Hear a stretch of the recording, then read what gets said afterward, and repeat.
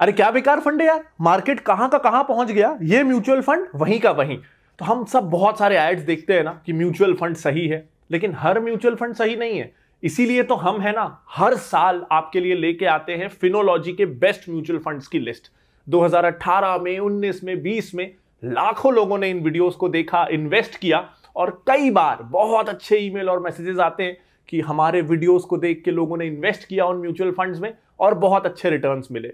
तो इसको देख के बहुत सेटिस्फैक्शन मिलता है, और इसलिए आज हम लेके आए हैं 2021 के लिए, 2021 के लिए बेस्ट म्यूचुअल फंड्स की लिस्ट बाय फिनोलॉजी। नमस्कार दोस्तों, मैं हूं प्रांजल कामरा। शुरू करते हैं फिनोलॉजी में वो वीडियो जिसका आपको सबसे ज्यादा इंतजार था।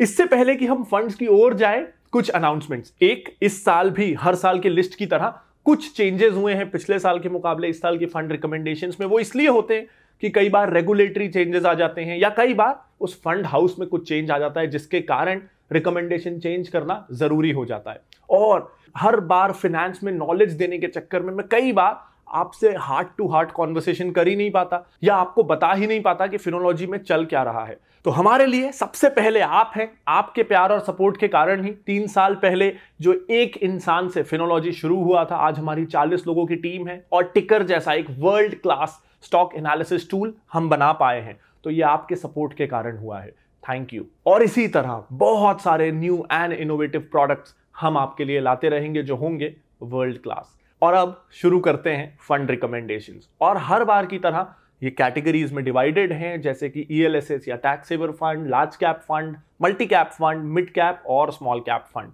आज हम शुरुआत करते हैं लार्ज कैप फंड से, क्योंकि सबसे बड़ा बदलाव उसी में हुआ है। तो पहली बार लार्ज कैप कैटेगरी में हम कुछ ऐसा करने वाले हैं, कुछ ऐसा रिकमेंड कर रहे हैं जो हमने पहले कभी नहीं किया है।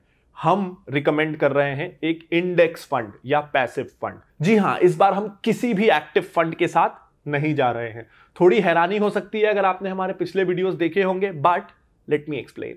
इसके पीछे 2 मेजर कारण हैं। हमने जब रिसर्च की, पिछले 3 साल 5 साल का डेटा एनालाइज किया, तो 90% एक्टिव फंड्स ऐसे हो रहे थे जो इंडेक्स फंड को या तो आउट परफॉर्म कर ही नहीं पा रहे थे या हार्डली आउट परफॉर्म कर रहे थे। और पिछले साल जब रिक्लासिफिकेशन किया सेबी ने, तब लार्ज कैप जो फंड है उसका यूनिवर्स बना दिया। भारत में जो मार्केट कैप वाइज 100 सबसे बड़ी कंपनियां हैं वो, यानी आप कोई भी active large cap fund choose कर लीजिए, उसको उन्हीं 100 स्टॉक्स में, जो भारत के सबसे बड़े स्टॉक्स हैं, उसमें से ही कुछ 30-40 स्टॉक्स को पिक करके निवेश करना है। यानी लगभग सारे फंड्स एक जैसे हैं। क्योंकि रिक्लासिफिकेशन के पहले क्या होता था कि बोला तो है लार्ज कैप फंड, लेकिन काफी पैसा मिड कैप में लगा दिया, काफी स्मॉल कैप में लगा दिया, तो आउट परफॉर्मेंस, हालांकि रिस्क ज्यादा लेते थे लेकिन आउट परफॉर्मेंस आ जाता था। अब लगभग सभी लार्ज कैप फंड्स एक जैसे हैं, क्योंकि वो उन्हीं 100 कंपनियों में पैसा लगा रहे हैं, इसीलिए आउट परफॉर्मेंस होना मुश्किल हो रहा है।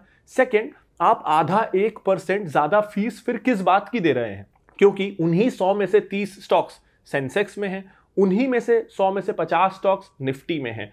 तो जब वही स्टॉक्स मैं इंडेक्स फंड्स के जरिए निवेश कर सकता हूं और मेरी फीस आधा से 1% के बीच कम हो सकती है, क्योंकि एक्टिव फंड्स ज्यादातर जो है वो 0.6% से लेके 1% के आसपास की फी चार्ज कर रहे थे डायरेक्ट प्लान्स में, और इंडेक्स फंड 0.1% के आसपास, यानी ये आधा % से भी ज्यादा सस्ता है। वो रिटर्न सीधा आपके वॉलेट में जाएगा। और इस बार इसलिए हम रिकमेंड कर रहे हैं HDFC का इंडेक्स फंड सेंसेक्स प्लान, क्योंकि सेंसेक्स में 30 ही स्टॉक्स हैं, निफ्टी में 50 स्टॉक्स हैं, तो थोड़ा कॉन्सेंट्रेटेड पोर्टफोलियो है 30 स्टॉक्स होने के कारण, और इसीलिए we recommend HDFC index fund का Sensex plan large cap category में। इसके अलावा एक रीजन और है, एक्टिव फंड्स जो हैं उन पे ये सीलिंग है कि वो किसी एक शेयर में 10% से ज्यादा पैसा नहीं लगा सकते। अब इससे क्या प्रॉब्लम आता है, आज अगर आप रिलायंस का वेटेज देखेंगे इंडेक्स में तो वो 10% से ज्यादा है, TCS का वेटेज भी 10% से थोड़ा सा ज्यादा है। तो एक्टिव फंड में क्या होता है, अगर मैं चाहूं भी, मुझे पता है कि रिलायंस बहुत अच्छा करने वाला है, तो भी मैं 10% से ज्यादा निवेश नहीं कर सकता, क्योंकि सेबी ने वो रिस्ट्रिक्शन लगा रखा है। इंडेक्स फंड में ऐसा रिस्ट्रिक्शन नहीं है, क्योंकि उनको तो इंडेक्स को ही ट्रैक करना है। तो इस कारण भी, ये रिस्ट्रिक्शन ना होने के कारण, इंडेक्स फंड एक बेटर ऑप्शन हो जाता है। तो ये था हमारा लार्ज कैप रिकमेंडेशन। अब हम बढ़ते हैं मल्टी कैप रिकमेंडेशन की तरफ, और मल्टी कैप भी जैसा आप जानते हैं कि मेरी एक फेवरेट कैटेगरी है, लेकिन इस साल सेबी ने इसमें भी काफी बदलाव किए हैं, जिसके कारण ये कैटेगरी थोड़ी सी कॉम्प्लेक्स हो गई है। अब मल्टी कैप मेरी फेवरेट कैटेगरी क्यों थी? क्योंकि इसमें फंड मैनेजर के पास ये कंप्लीट फ्रीडम है, उसको जितना पैसा लगाना है स्मॉल कैप में लगाए अगर वो सस्ते लग रहे हैं, अगर लग रहा है मिड कैप्स अट्रैक्टिव है तो वहां लगाए, लार्ज कैप्स अट्रैक्टिव लग रहे हैं तो वहां लगाए। तो फंड मैनेजर के पास ये फ्रीडम है कि अपनी एक्सपर्टीज यूज कर सके। लेकिन सेबी ने अभी कुछ दिनों पहले ही ये रिस्ट्रिक्शन लाया कि अब एक मल्टी कैप फंड पे ये मजबूरी है कि उसको 100 रुपए में से मिनिमम 25 रुपए लार्ज कैप में, 25 रुपए स्मॉल कैप, 25 रुपए मिड कैप और बाकी 25 रुपए वो जैसे चाहे वैसे निवेश कर सकता है। यानी फंड मैनेजर को जो फ्रीडम थी, जिस कारण मुझे ये कैटेगरी पसंद थी, उस पे अब रिस्ट्रिक्शन लगा है। तो ये सेबी नियम के बारे में अगर आप इन डेप्थ जानना चाहते हैं और इससे आपके फंड पे क्या अफेक्ट होगा वो जानना चाहते हैं, तो इस पे मैंने एक वीडियो भी बनाया था। इस वीडियो को आप डिस्क्रिप्शन पे या ऊपर कार्ड पे क्लिक करके देख सकते हैं, जिससे ये नियम आपके लिए क्लियर हो जाएगा। तो इसके बाद ये जरूरी था कि मल्टी कैप कैटेगरी में क्या अभी भी मैं अपने पिछले साल वाले फंड्स के साथ ही टिका रहना चाहता हूं या कुछ चेंजेस। तो इस बार सेफ्टी के लिए हमने इस कैटेगरी में 2 फंड्स चुने हैं। पहला तो वही है मेरा favourite Parag Parekh long term equity fund. मुझे याद है जब 2018 में पहली बार मैंने इस फंड का नाम लिया था, तो शायद यूट्यूब में मैं पहला था जिसने ये फंड रिकमेंड किया था। ज़्यादा लोग जानते भी नहीं थे, और आज देख के ये अच्छा लगता है कि उस समय जो मैंने फंड पिक किया वो आज कैटेगरी लीडर है, अपनी कैटेगरी में बेस्ट परफॉर्मेंस है, और अब पिछले 1 साल से मेन स्ट्रीम मीडिया भी इस फंड को कवर करने लगा है।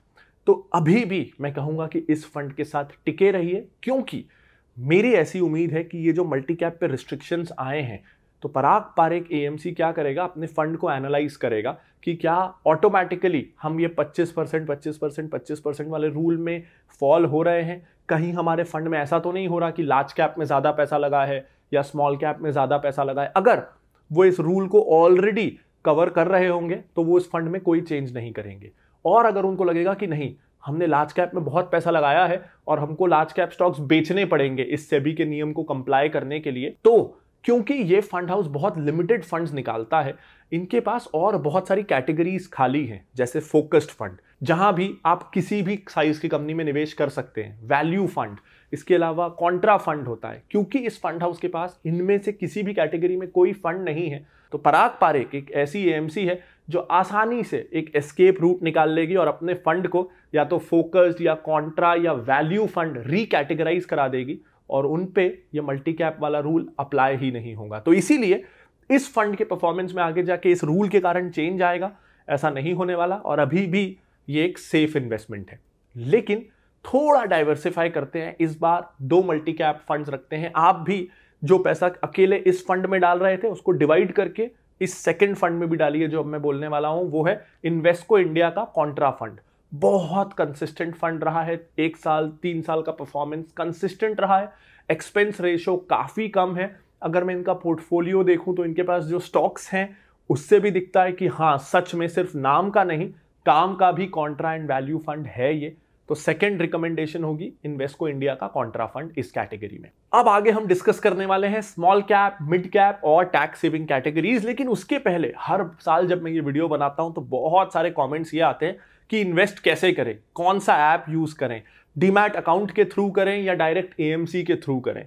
तो पर्सनली मैं इन्वेस्टमेंट के लिए म्यूचुअल फंड्स में भी डीमैट के जरिए ही करता हूं, यानी अपने ब्रोकर के जरिए इन्वेस्ट करता हूं, और मैं पर्सनली जीरोधा यूज करता हूं। अगर आप जीरोधा के अलावा कोई ऑल्टरनेटिव चाहते हैं तो अपस्टॉक्स भी एक अच्छा ऑल्टरनेटिव है। ये दोनों में ब्रोकरेज हार्डली कुछ लगता है अगर आप इक्विटी लॉन्ग टर्म के लिए ले रहे हैं, और म्यूचुअल फंड में भी आप डायरेक्ट प्लान्स में निवेश कर सकते हैं, आपका ब्रोकरेज नहीं लगता, ये एक अच्छी बात है। सिर्फ गवर्नमेंट टैक्सेस लगते हैं जो बहुत कम है, और इनकी टेक्नोलॉजी बहुत अच्छी है, तो इन्वेस्टमेंट आसान है। और म्यूचुअल फंड्स भी इससे ही, ब्रोकर से ही निवेश करना इसलिए बेटर है क्योंकि कल को आप स्टॉक्स भी अगर लेंगे तो स्टॉक्स और म्यूचुअल फंड्स दोनों एक ही जगह हो जाते हैं।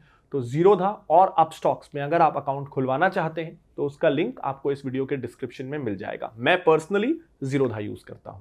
अब बात करते हैं मिड कैप कैटेगरी की, और अनफॉर्चुनेटली पिछले साल की तरह ही इस साल मिड कैप में कोई रिकमेंडेशन नहीं है, क्योंकि अगेन रिक्लासिफिकेशन के बाद इसका इन्वेस्टेबल यूनिवर्स बहुत छोटा हो गया है। भारत की market capitalisation wise 100th company से लेकर 250th कंपनी, ये जो 150 कंपनियां हैं, 100वीं कंपनी से लेकर 250वीं कंपनी, सिर्फ इन 150 कंपनियों में से चुन के मिड कैप फंड्स को अपने स्टॉक्स चुनने हैं और उसमें निवेश करना है।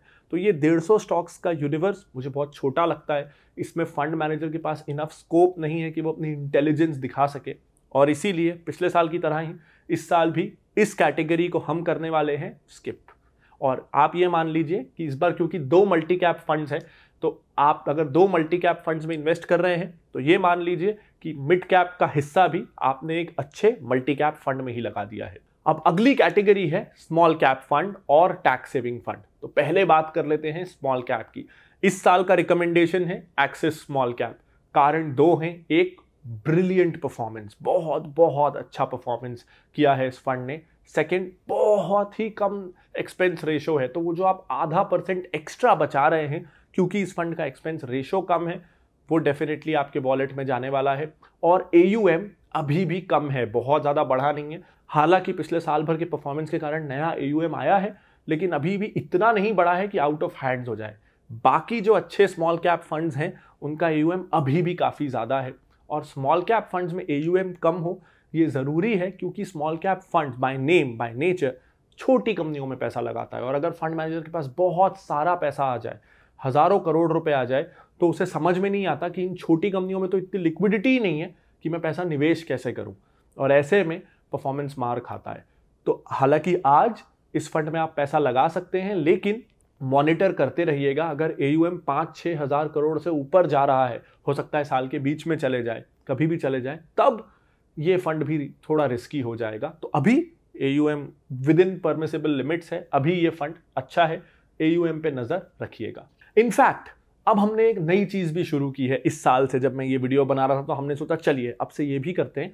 आप जरूर सब्सक्राइब कर लीजिएगा हमारे फ्री डेली फाइनेंशियल न्यूज़लेटर टिकर टॉक्स को, जिसका लिंक आपको इस वीडियो के डिस्क्रिप्शन में मिल जाएगा।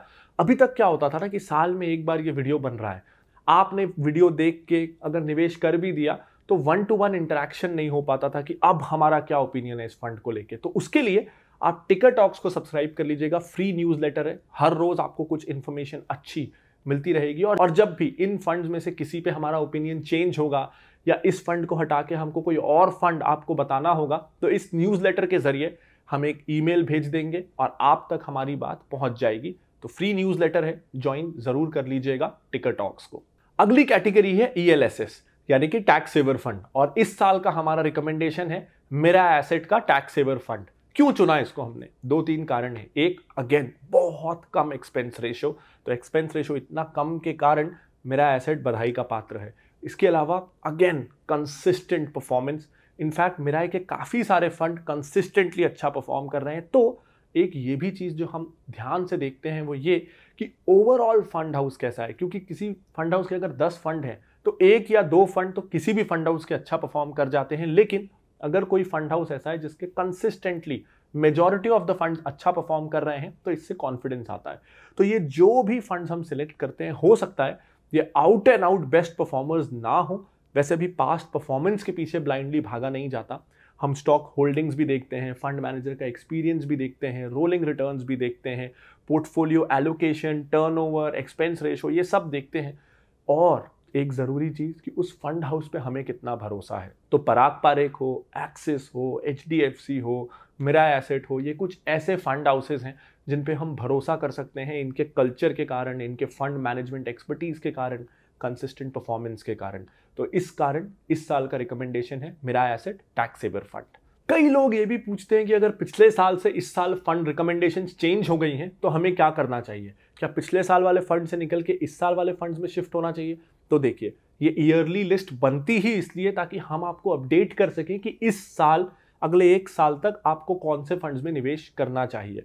हाँ, स्पेसिफिकली आपको कौन से फंड से निकल के किस में शिफ्ट होना चाहिए और कितना पैसा उसमें लगाना चाहिए, क्योंकि ये एक जनरल वीडियो है और मैं हर इंडिविजुअल की जो वीडियो देख रहा है उसकी रिस्क प्रोफाइल, सर्कमस्टांसेस, गोल्स और रिस्क नहीं जानता। तो स्पेसिफिक हर इंसान के लिए रिकमेंडेशन देना मुश्किल है और उसके लिए ज़रूरी है कि आप अपने फाइनेंशियल एडवाइजर से कंसल्ट करें। लेकिन हमारे फेवरेट फंड्स इस साल के लिए ये हैं। इसके अलावा कई क्लाइंट्स हमारे होते हैं जो हमसे फाइनेंशियल एडवाइस लेते हैं, उनके पास इसके अलावा कुछ और फंड रिकमेंडेशंस हो सकते हैं, वो इसलिए कि उनसे हमने बात की है, उनकी रिस्क प्रोफाइलिंग की है, उनको ज़रूरतों को समझा है, और इसलिए हम उनकी ज़रूरतों के हिसाब से इसके अलावा कुछ और फंड्स रिकमेंड कर सकते हैं। लेकिन इन जनरल अगर मुझे व्यूअर के बारे में कुछ नहीं पता तो मुझे ये 4 फंड्स पसंद हैं। इसमें कितना लगाना है, स्मॉल कैप में लगाना है कि नहीं, यह आपके रिस्क पे डिपेंड करता है। इसके अलावा उम्मीद करता हूं कि स्टॉक्स को एनालाइज करने के लिए आपने हमारा टिकर ट्राई जरूर किया होगा, जो है इंडिया का शायद सबसे एडवांस्ड स्टॉक एनालिसिस टूल। और उसमें अब हम ये भी लाने वाले हैं कि कौन सी कंपनी में कौन सा म्यूचुअल फंड इन्वेस्टेड है, जिससे म्यूचुअल फंड एनालिसिस में भी टिकर आपकी मदद करने वाला है। और अगर आप आईपीओस के बारे में, न्यू फंड ऑफर्स के बारे में, नई गवर्नमेंट स्कीम्स के बारे में, नए रेगुलेशन, स्कैम्स, मार्केट में कौन सा शेयर, कौन सी इंडस्ट्री बढ़ रही है, ये सब कुछ जानना चाहते हैं तो आप हमारे नए यूट्यूब चैनल फिनोलॉजी टिकर को भी सब्सक्राइब कर सकते हैं, जिसका लिंक भी आपको इस वीडियो के डिस्क्रिप्शन में मिल जाएगा। अगर आपको ये वीडियो पसंद आया हो तो लाइक जरूर कर दीजिएगा, और हाँ, अगर आपने अभी तक इस चैनल को सब्सक्राइब नहीं किया है तो किस बात का इंतजार है। ये लिस्ट तो हर साल आती है, लेकिन उसके लिए इस साल अभी आज आपको ये सब्सक्राइब बटन दबाना होगा, और दबाना होगा इस बेल आइकन को, ताकि अगले साल वाला वीडियो, अगले हफ्ते वाला वीडियो, अगले महीने वाला वीडियो आपसे मिस ना हो जाए। तो दबा दीजिए सब्सक्राइब बटन को। और अगर आप स्पेसिफिकली किसी फंड के बारे में पूछना चाहते हैं तो कमेंट कर दीजिए, हमारी टीम बेकरार है आपके कमेंट्स का जवाब देने के लिए। उम्मीद करता हूं ये वीडियो आपको पसंद आया होगा। मैं लाता रहूंगा ऐसे और बहुत सारे वीडियोस। तब तक आप इस वीडियो को अपने फ्रेंड्स और फैमिलीज के साथ शेयर जरूर कर दीजिएगा। This is Pranjal Kamra signing off. Bye bye.